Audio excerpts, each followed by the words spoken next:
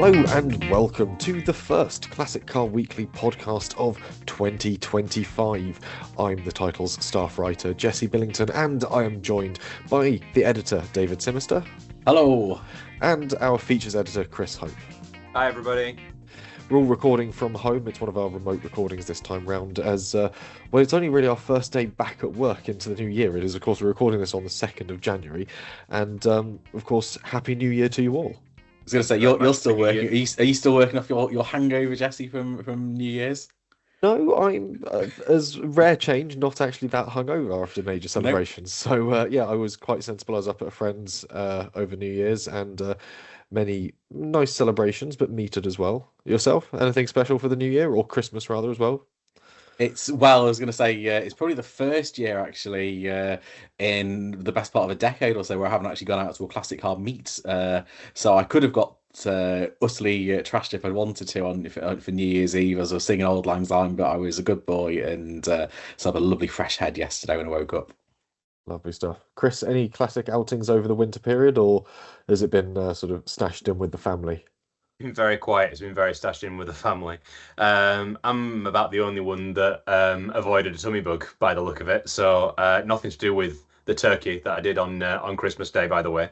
But yeah, it's been pretty hectic at home. So that's not really giving me much opportunity to get out and about in classics. And let's be fair, the weather hasn't been exactly brilliant either. Although having said that, it looks quite sunny and bright at the moment. I should have probably made the most of it rather than recording this. But hey ho.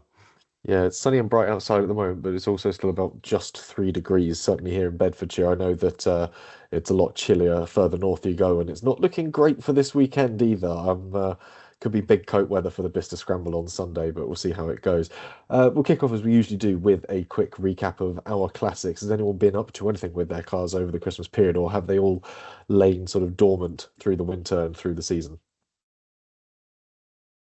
My Mazda's been off. Yeah, it's been having a very quiet festive season, but I've had some interesting times with my other 90s car, which is my 1998 Toyota Avensis, which I took it out for to Dunham Massey in Cheshire for a bit of a New Year's tradition that we have in our family. We went around the Christmas lights trail at Dunham Massey in Cheshire, which was a lovely evening out, but it was absolutely bucketing down with rain.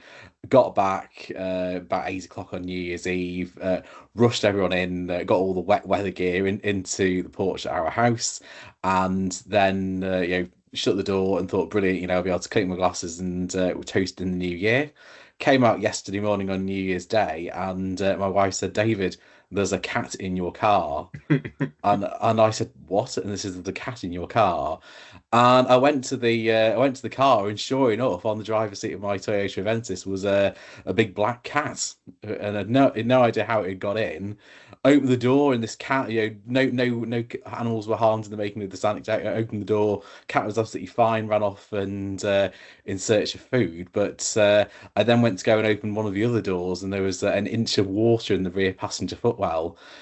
So to this day, I still have no idea how the cat or the water got in, but I think what's happened is during the rush to get everything in on New Year's Eve, I've managed to leave one of the Toyota's doors open, and this our poor feline friend, maybe terrified of the rain and the storms and the fireworks, has decided to seek shelter in my 90s Retmobile, which is why I now have a Toyota Avensis, which is a bit damp and smells a bit of cat. So my job this weekend is going to be lots of Febreze, lots of car cleaning, so that'll be keeping me busy this weekend, certainly. So is it lucky to have a black cat in your car? It's lucky to have it cross your path. Does that count? I don't know. I mean, I could try having a magpie in the MX-5 and see whether that cancels out the effect. I don't know. There's probably some superstition for it.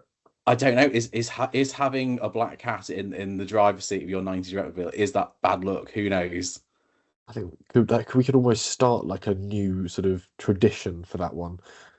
I think that'd be an interesting one to try and sort of figure out. What, I don't know. Randomly in your car on New Year's Day. Yeah, that'd be an odd one. On the face of water in the cars, though, I've got a strange leak occurring with the chimney at the moment. I'm not entirely certain where it's coming from. I haven't been able to sort of track it back up any of the sort of firewall or anything yet. But there's definitely a leak going into the driver's footwell as the carpet is damp. and I Mm, can't figure out where it's coming from. So that's yeah, not good. that's not good. As a And former owner of Japanese tin and with the exact same problem, my old Toyota MR2 Mark 1 had the exact same issue. Yeah, if it's coming in through the bulkhead, that could be pricey. yeah, so I'm gonna sort of spend a bit of time in the workshop sometime soon, and hopefully it's just sort of clogged gutters that were sort of a bit overflowy and not draining properly. But yeah, hopefully it hasn't done too much damage in the sort of. It's been probably about a week and a half since I first noticed it when I was driving out to Norfolk for to watch some seals. So we'll see what's going on with the seals on my car to sort of spin it into a second animal pun. I did have a very similar problem on my Mini many years ago, and sure enough, I lifted up the carpets and the underlay, and there was a hole in the floor. So that was a bit of welding, and that meant it could get through an MOT. So worth having a good fish around under the carpets and seeing if you can spot anything obvious. Yeah, I think a hole in the floor would be a lot easier to fix than something going wrong around the bulkhead. So we'll Hopefully. yeah, fingers crossed that I end up welding the floor pan on it more than anything else, if that's the easiest fix going. I'm hoping that my Mini is still watertight, but I'll be honest, I've no real way of knowing because it still hasn't turned a wheel. I intend to join you, Jesse, at the Sunday Scramble. But yeah, I think there's going to be a panic Saturday of tinkering and fixing and making sure that it's running, so that I'm going to have in store. So once maybe I can have an hour or two on Friday night as well. But yeah, and a bit like you, I'm a bit nervous for the weather as well. I don't want to wuss out and take the modern daily to get there, but yeah, likewise in a car that hasn't turned a wheel in about 3 months, it might be the sensible thing to do. We'll see. I think it is worth talking about things you mentioned the weather, the impact that the weather has had on some of the events over the festive periods. The At the time of recording, the New Year's Day meet at Brooklands has been rescheduled to this Saturday, the 4th of January, which is, I believe, the same day as the Bicester Scramblers event. No, scrambles on Vintage Sunday, David. is Is that this? right? Oh, I stand corrected in that case then.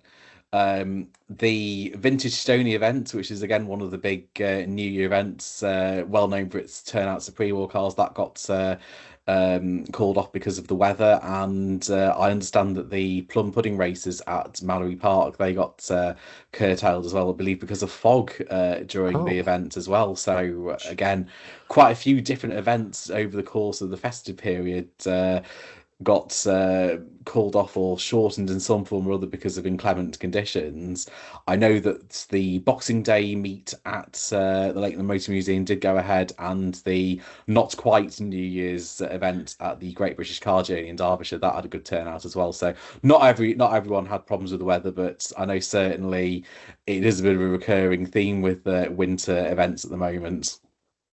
And Yeah, we would weather like to hasn't. know where you have been inconvenienced as well. I think it'd be really useful to sort of know what sort of events you did go to that you didn't make, and maybe your alternative plans when you found that the event you were hoping to go to was cancelled. We'd love to hear from you.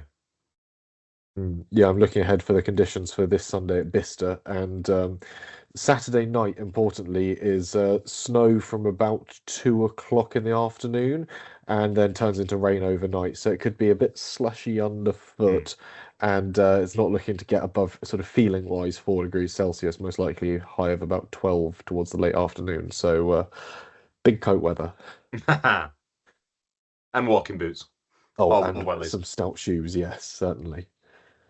We'll move on then from the weather and our classics, and we'll sort of jump into the issue that's going to be live when you listen to this. And we've got a fair bit packed into it. The first issue of 2025, we've got Your Cars and Photographs, celebrating what had actually been quite a busy show season in 2024. When it comes to other classics on the fleet, John Lakey's Austin A60 makes a show return, while the end seems to be nigh for Richard Gunn's Saab 900 convertible. However, when it comes to the lead feature of this issue, it's all about resolutions, predictions, and what the classic world is looking forward to in 2025. So, gentlemen, have you made any New Year's resolutions?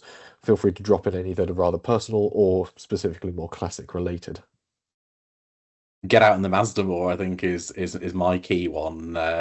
Various people have suggested to me I should just buy a four-seat convertible so I can take the little one and my wife out at the same time. But because I'm stubborn, I'm not going to. I'm going to make my own resolution to get out and go on as many runs as I can, while I've still got the chance to. It's a great handling car. It would be a shame not to, especially when the weather gets a bit better. Yeah, when he mentions the stubborn people, I think he's referring to me, isn't he? So yeah, I bought a Mini with the vision, I would probably say at this point, of sort of getting the whole family out and about. Sold my TR7 because it was a two-seater, and therefore you know you couldn't fit more than two people in legally. Despite sort of suggestions from sort of members of the team about sort of tie rodding various sort of car seats onto the rear deck. It being flat enough, you maybe could get a car seat or two on the back. Yeah, no. Well, my resolution is to see through what I talked about last year when I bought it, which is to get the car checked over, and then more importantly, get some rear seatbelt anchors put into the back so that I can do what David suggested, which is to get everyone out in a single car. So, yeah, I mean, getting out in the car to start with, I think is probably a good one. So, yeah, again, fingers crossed for the Sunday Scramble. Yeah, I've got even further to go before I can sort of get close to your resolutions. I've got to actually fix the MG before I get close to getting out and about in it. But yeah, I think when I last left the podcast, I had both engines completely stripped down, and yeah, Dad has promised as part of my Christmas presents to take me properly tool shopping so we can stock up on some more parts and some more bits and pieces to put it all back together again and do it properly. And one of the more interesting Christmas presents I did get was this, which I'll hold up for the purpose of the video, is Jesse's MG repair kit, open in emergency only, which is actually just a Word document taped to the top of an old Skittles tin that has been stuffed with, I'll be sort of blind about it, monies to say. So, play Dad planning ahead for when it next inevitably goes wrong. Um, so, yes, looking forward to Well, putting that to good inevitably goes use. wrong when it goes through a Ford again, I think is the gist of it, isn't it? That Or was are you what now when avoiding Fords altogether? avoiding Fords altogether in low-slung sports cars, certainly. The reason it went wrong the second time was the fact that it just seemed to starve the crankshaft of oil and then spun a bearing, reducing all of it to tiny little bits and pieces of metal. So, yeah, less than practical. When it comes to more broader sort of resolutions or predictions, have you made any for the industry, for the classic car hobby? What are we looking at or looking forward to as the year develops? Well, I've got one more personal resolution, and that is to just get to more events that I've not been to. Beaulieu Auto Jumble has to be near the top of that list. I've still not been. And yeah, I'm sure if I was to think about it more, there'd be a lot more. But there's definitely events in the UK at least that I've not been to, and I do want to make a point of visiting sort of thing. So that's one as well. Yeah, I was going to say David and I are known for sort of getting out and about and getting to the events up and down the country, and they are the thriving hub of the classic car world. It is where you can very enjoyably keep your finger on the pulse of what's going on, and there's often some fantastic cars out and about to see as well. I like the idea of actually getting out to see some of the events that are um, far away but near because of where I'm positioned in the country. I love the idea of I've been up to a couple of shows in southern Scotland. The Moffat show in particular is absolutely superb. There's really good turnout of cars there. But I also quite like the idea of getting over across the water to some of the shows in Ireland as well. There's some belting shows, and being based where I am in Liverpool, it's a case of just driving 10, 15 minutes down the road, put myself on a ferry, and I can be in Dublin the following morning, and that'd be a great way of checking out some shows in another part of the world where CCW goes in the shops. Very good idea. Yes, I was going to say we so rarely cover bits and pieces coming from Northern Ireland. It'd be great to have a man on the ground there as well. When it comes to the sort of broader industry, what are we looking forward to? What can we see as possible trends emerging then when it comes to the classics world in 2025? I think there's quite a few different things going on.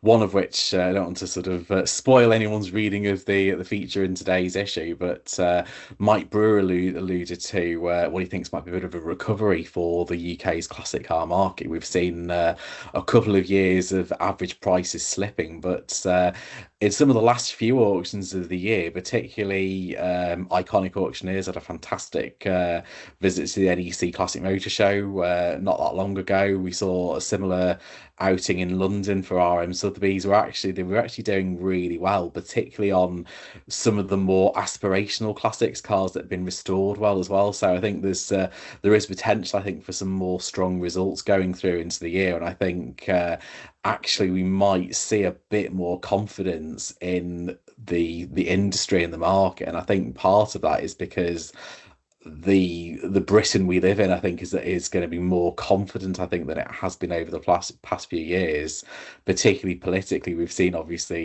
you don't need to look far beyond the headlines to, there's things like the impact of Brexit, the cost of living crisis, the revolving turntable of prime ministers we've had. And I think I'm looking forward to seeing some of the things that are happening, particularly in Westminster, giving a more confident feel, I would say. And I think one of the policies I would point to in particular is the move to try and make relations with Europe smoother. So, well, yeah, I think it's very unlikely that we're going to be going back into the European Union, but certainly I think the ambition certainly to have smoother trading relations. We are a global hobby at the end of the day, and I think that will encourage international enthusiasts to look more towards Britain, where they probably haven't been over the last couple of years. That can only be a good thing for our hobby, and that will help encourage stronger appetite for our market and for events as well. We'll see more foreign number plates, I think, at some of the shows going forward as well. It'll just also help that put cars on the road, because I know that just from sort of speaking to various people at shows and events, that things have stalled as a result of cost of prices, the price has been passed on to consumers for sort of delivery and sort of just general sourcing of parts become more expensive, sort of thing. If that can relax slightly, I do think it'll just streamline that process of getting more cars on the road, and just making the cars that are on the road better. And yeah, you might see sort of more sort of foreign projects arriving in the UK and been restored, sort of thing. So yeah, it can only be a good thing. I don't, we try to sort of be fairly apolitical on these things, but I don't think there's any sort of arguing the fact that this, as things stand, is going to be the status quo now for the next 5 years. And I think that's where that stability comes from. It's just there's certain knowns around where there was unknowns before in terms of forecasting. So yeah, hopefully, as David alludes to, we will see sort of that strengthening. Yeah, I sort of think when it comes to certainly part supply or sort of using specialists as well, the UK is sort of incredibly fortunate. We've got a great amount of specialists when it comes to restorations, to part production for classics. And obviously we've got the unique hurdle of now trying to sort of sell to what was sort of our second biggest market outside of domestic. So yeah, hopefully that stability will bring in a new bit of growth. One thing I'm looking forward to is the arrival of sort of more young people into the world of classics. I don't know if it's where I've been spending more time online, sort of finding this sort of great online community of sort of young people in classics, but there does seem to be this great growth of people sort of finding it as a hobby, finding it's a great way to sort of go out and meet other people, to learn new skills, to sort of just enjoy something that's a little bit different compared to the standard sort of hobbies and pastimes of other young people. And it's starting to appeal more and more to my generation, the generation after mine as well. And I think it'd be great to see more and more events that also support this. Things like Rustable have been great so far. They have a huge sort of young person turnout. Events at Bicester, the scrambles, the assemblies, much the same as well. They're a bit of, I don't want to sort of pigeonhole them as a young person's thing, but you see this. It's just all comers, isn't it? And it's everybody's welcome. So yeah, you get that sort of younger audience attend to them, and it makes them, certainly from my aspect, great fun to go along to, because you sort of got a huge amount of friends within that sort of field, and it's growing. And I want to see, or hope to see, more in that as well, sort of more people arriving into the hobby and keeping it going. Certainly from my point of view, and we saw this in 2024 as well. I think 2025 will be a year events wise that will reward the innovators, I think. We saw some great events. Yeah, you mentioned Rustable already. Some great events coming up as well. Particularly one that we've already mentioned is Mike Brewer's plans for a Wheeler Dealers live event. It's those that are doing something new, I think, that are more likely to encourage that new wave of younger enthusiasts. These are enthusiasts who are more likely to go to your breakfast meet or something like Caffeine and Machine or The Motorist than they are to go to your more traditional static classic car show in the grounds of a stately home with club stands and folding chairs. Not that there's anything wrong with those kind of events, but I think it's the ones that are doing something new, something innovative, that are more likely to benefit from that new wave of enthusiasts as they're looking to ingratiate themselves in the hobby. I think another thing as well to bear in mind is I'm sure you guys noticed it as well. There were quite a few events last year that got called off Yeah. because of bad weather. We've already talked about the festive season, but actually going right through the summer, there were quite a few different events that suffered as a result of named storms and inclement, damp grounds, that kind of thing. I think that that is something that we are going to see more likely to happen as time goes on, and maybe that's to do with climate change. Um, but that certainly is something that I think event organisers will have to consider quite carefully, particularly if it's an outdoor only event that they're holding. Yeah, you definitely stole mine there, David. I was going to mention that in terms of predictions, we will only see more events sort of affected by weathers. And sort of, as you say, it might be that it's too hot, might be that it's too cold, might be too damp, too whatever. But just talking about the innovators, and I think you're absolutely right on that. I think event organizers are also going to have a degree of agility. They're going to have a degree of initiative. They're going to have to think on their feet because you're not always going to get sort of a week's notice to these things, and it might be that in the days in the run up you're having to make calls on whether it goes ahead or not. I think people sometimes it's unavoidable that events get cancelled, but again, I think the big winners for 2025 will be those who have backup plans already in place, who can sort of manage that risk, who can do whatever they can to bring their event to fruition, no matter the weather. Again, as I say, not always possible, and particularly hiring out venues can be very expensive, can be incredibly expensive, and obviously that's not even looking at the various insurances and things like that need to be put in place as well. But perhaps, as I say, this is where the smaller events really become the big winners, where it is that because of their size, they are able to make those late calls and things like that. I don't know. What do you think? There's definitely something for the flexibility of sort of smaller events, but at the same time, when you look at the bigger things like Brooklands, they could just say, weather's not great, we'll do it on the weekend. Yeah. Because they have that space, they have the opportunity to go, well, we can just put them in the same place, we'll just move it a few days down the calendar. It's things like Stony Stratford, Classic Stony, where they've got to go, so we're going to have to find another day to try and close off the entire town to fill it with Yeah. classic cars.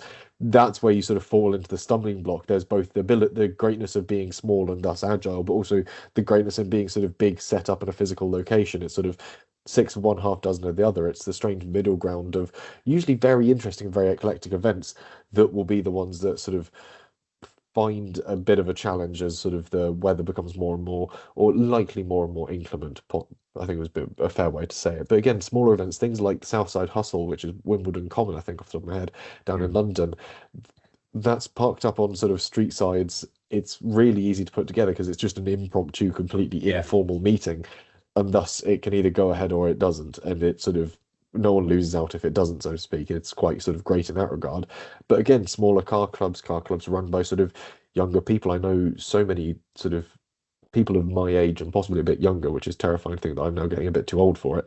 But they have sort of clubs of their own. They have sort of their own sort of, if they've done well on the internet, they have like a small fandom, and they will organize their sort of small impromptu meets at locations like Cafe and a Machine at museums. And that sort of again fosters this sort of small event space, which is again something that can be incredibly flexible. It's set up through a Facebook event page. It's a bunch of people coming together, enjoying it in the same way that the classic car community always has, but just in this sort of newer format, as it were, which is nice to see. Yeah, I think so many events post-COVID and even during COVID have had to adapt and think outside the box. I think it's just using those sort of learnings, as you say. I'm not saying that if an event gets rained off that it suddenly takes place online instead, but it is that sort of outside the box thinking that the event organizers are going to have to embrace sort of things. Yeah. And it's interesting that a lot of that agility actually, event organisers and clubs alike have had some good practice of that, because the COVID-19 pandemic, which it seems strange to think that's now knocking on for 5 years ago that all kicked off, but that completely flipped the hobby on its head. But we survived, and a lot of events and businesses, some thrived, some didn't, but it shows that big changes in our industry are not gonna, kill off our hobby or anything like that. We will change, but as a hobby, we adapt. Yeah. Blessed enough to Uh, be flexible to keep going. I mean, in terms of other predictions, it's not necessarily a prediction, but just more of a hope. Jesse, you talked about more younger enthusiasts getting into the hobby. One thing that really impressed me at last year's Classic Mud Show at the NEC in November was a new element from Dad Cars, headed up by Ben Marshall. Just putting that greater emphasis on family friendliness at shows. Because it is, I think, as you say, there's various people that can be welcome into the hobby, but these sort of Sunday morning shows that allow you just sort of to arrive and drive sort of thing, they're brilliant for those that do have limited time available to them with various family commitments over the weekends and through the week sort of thing to get out to these sort of events. It's not always easy for sort of people in their sort of 20s, 30s, 40s with dependents to arrive at sort of 7:30 and leave their car in a show field for sort of 5, 6, 7 hours. It is one of those where that flexibility is needed as well. But yeah, I chatted to Ben. I was on the stage with him, and yeah, he sort of talked about the various things that he's done. But at the event itself, you just had sort of like little mini Land Rovers going around, and a club initiative just to sort of put up signs to say those clubs that are welcoming of families that are happy to sort of have fingerprints all over their cars, or to let the young ones sort of sit on their seats sort of thing. I think that's a great way of doing it, because you don't want to impose this onto the people who are attending, be it car clubs or just individual exhibitors. But yeah, just having that sort of baked into the T's and C's, where we are a family friendly show. You should expect kids to come up and want to be engaged by them, and we're not looking for a hands-off approach to this. It would be nice if you could sort of let them sort of see the inside of it, hopefully create that spark of a new generation, and create that sort of interest. I just think that's something that if we can see sort of pursued in this year, it'd be fantastic. Mm. When it comes to sort of the markets, have we got any predictions that way, or sort of hopes that we'd like to see sort of new trends developing, or sort of might anticipate coming on the horizon? So I was going to say, I've got one that I reckon might be an interesting one, and we've seen Go on, sort of the early doors of it, which is the growth in the sector of classic SUVs and off-roaders. Land Rovers have sort of long been dominant through that sector, but when you think about the wave of classics we're seeing enter, we're sort of seeing that sort of 80s, 90s wave arrive. And are we going to see with that the arrival of things like Land Cruisers, of Nissan Patrols coming in and sort of not stealing Land Rover's sort of corner of the market, but sort of bringing this new wave of interest to sort of up until this point, the classic world sort of not really covered sort of car style, I'd say. We have seen an element of that through 2024 with some of the auction results for 90s Japanese off-roaders. There was a lovely restored Toyota Land Cruiser that was a 20K at the last Iconic sale at the NEC.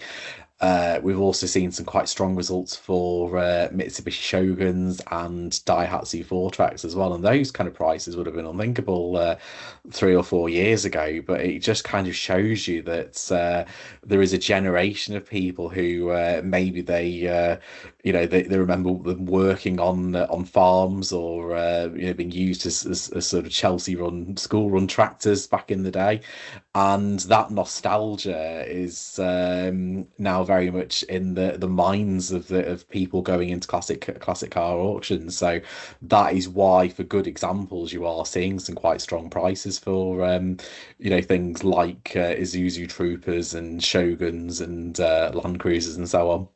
It's nostalgia paired with practicality, though, isn't it? Because Yeah. it really is those are vehicles that you can use for any conceivable sort of element of the hobby, be that sort of doing an event or a tour, or camping, or anything you could really sort of want to throw at it. Yeah, it's just having the space available, perhaps. These are quite sizable vehicles, particularly if you have more than one a classic car in your collection. I think that's perhaps what's maybe sort of been counting against them slightly recently. Yeah, obviously, sort of David says we saw the auction results sort of start this trend off in 2024. I reckon it'll be the one to keep an eye on through 2025. Have we got any others that we think are going to be sort of the incoming hot property? I think Um, for go on, Chris. again, I love my 50s sports cars, my MGAs, my early sort of TRs and things like that. We have seen a slight softening of prices for those sort of cars over 2024 sort of thing. So I do wonder if that's a trend that continues. It feels like there's again, just that it sort of has moved to the 60s and 70s in terms of the in vogue cars, and leaving these sort of original sort of sports cars, the golden age of sports cars, sort of maybe lagging a little bit behind. I don't know. Again, I'd love to sort of have an Austin Healey Frog Eye Sprite join my Mini, but how reasonable that is, I'm not quite sure at the moment.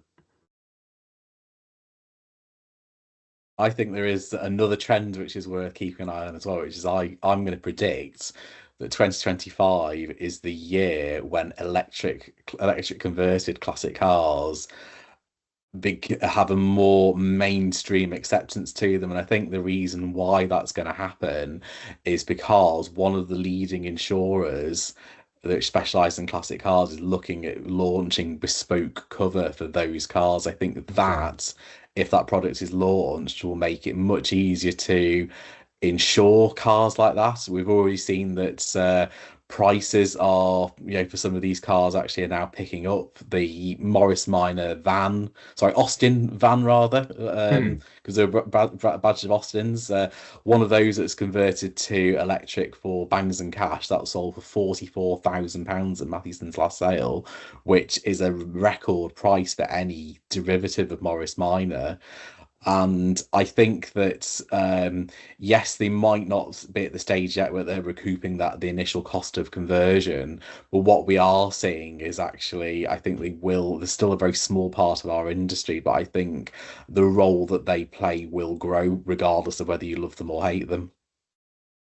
Yeah, I think it remains a passion project for many people converting their cars to electric. I think that's one of the reasons why we might have, maybe a couple of years ago expected by now to see more uh, electric converted classics at auction. I think it is that, it's a massive commitment, and the people who are making this undertaking have no intention to part with their cars anytime soon. But yeah, circumstances change, and it is that I think there is a slight trickle. It could be that we see more at auction. I think we are seeing sort of more sort of crate style options. These engines, these conversions that are more drop in and maybe sort of do at home with, and then have a specialist double check you at the end sort of thing. So I think at the moment the majority of these conversions take place by specialists, though, don't they, rather than sort of home builds. Yeah, I think the specialist option is one that's proving to be popular. And you said sort of about crate ideas, where a lot of the times you can specify to have your original engine retained. So if you wanted to do sort of concourse events, you can have it sort of swapped back at a moment's notice. So at least to a concourse judge, it appears everything is in order. The originality of the car remains untouched, but then you can swap it back and have something that is, if anything, sort of mechanically quite a practical thing to drive about, but retains the sort of classic lines and the sort of often fantastic coach work that we sort of renown classics for. So it's sort of there is this sort of growing trend of preservation of the history and the sort of matching numbers, statistics, and everything, but at the same time, sort of keeping the bodywork out there and on show, and sort of people going, "Oh wow, I haven't seen one of those on the road in ages." It's sort of again one of those things. It's a strange balancing point. I think you can even now start getting electrically converted Mazda MX-5s as well. I believe Electric Genic recently started up They a certainly did. program for those, and that is a fun and a very dainty car to drive, the Mark 1 MX-5. I don't know how well it responds to the weight of an electric conversion. I would be eager to test and find out. Yeah, certainly my own MX-5 will be very much keeping its 1.6 because I love that little twin cam 4 and the lovely revvy nature of it. And that, to me, the power delivery and the sound it makes and the smells and the sensations, that to me is a big part of the experience. But there are a lot of valid reasons why people electric convert classic cars, and it's the same sort of reasons why people used to fit Rover V8s and Triumph Stags, or they used to fit Fiat Twin Cams and Yeah. Morris Minors. It's that they do them for, it's improving reliability, improving drivability, and it's exactly the same sort of industry that powered those kind of conversions 30 or 40 years ago. But nowadays the tech is increasingly electric car tech. So I think it's not going to be the mainstream of classic cars, but I think the trickle that Chris alluded to earlier, I think that might become more of a babble in 2025. You never know. You may see people not necessarily being forced, but the electric conversion is becoming a more attractive sort of prospect, as particularly in sort of the newer cars. You talked about the MX-5 there. I think it's not necessarily bodywork issues that's going to keep the next generation of classics off the road. It's going to be issues with the electrics. It's going to be issues with ECUs and things like that. Perhaps it is that, when you hit a wall of just there not being the option of sort of fixing a particular car, that electrification is the sort of the way to get that car back on the road, where it otherwise would be too difficult or costly, or just the parts aren't there, sort of thing. So we'll see. But I do like to think as well that some of the problems that are facing parts, things like ECUs, as you mentioned, Chris, there are, for modern parts, there are also modern solutions. One of the things I've heard being talked about a lot is the use of AI for things like ECUs and so on. So it would be interesting to see. We've already seen it to an extent with 3D printing, helping to produce things like door handles for Triumph Stags and so on. And we've seen parts for Aston Martins being made much more cheaply than you can get them from Aston Martin themselves. It would be really interesting to see if things like AI can help take out some of the sting of trying to remake things like ECUs. Yeah, and as long as AI doesn't replace the driver themselves, then I'd be all for that. We'll see how that thought line develops, but there's definitely something to it to suggest that the behavior of swapping engines in and out of cars has been around for ages. We're just simply swapping in different means of propulsion at this point. But it's a nice point to draw us to a close on this week's podcast. I think we've looked at some interesting ideas that we're looking to carry forwards into 2025, both personal resolutions and some more sort of hobby-wide predictions as well. So as always, thank you all very much for listening, and remember that this is the sibling podcast to the weekly paper, so be sure to pick up the latest copy or subscribe to never miss an issue. We'll be back with next week's and an almighty feature where we look at the top 25 cars over the past 25 years. With little else more to say, Chris and David, thank you. Thank you very much. It's worth mentioning as well, if you're able to edit this in somewhere, that this is unusually a Friday launch for Classic Car Weekly. We will be back on our usual Wednesday set on sale date next Wednesday, the 15th of January, and we'll be going into the shops every Wednesday throughout 2025. So we're looking forward to it. It's going to be a great year ahead for the hobby. Yeah, our patterns are a little bit skew-with at the moment, but we'll be back to the normal routine in good course. Chris, thank you as well. Yes, thank you, and well reminded there, David. And of course, we'll be back with another edition of the Classic Car Weekly podcast.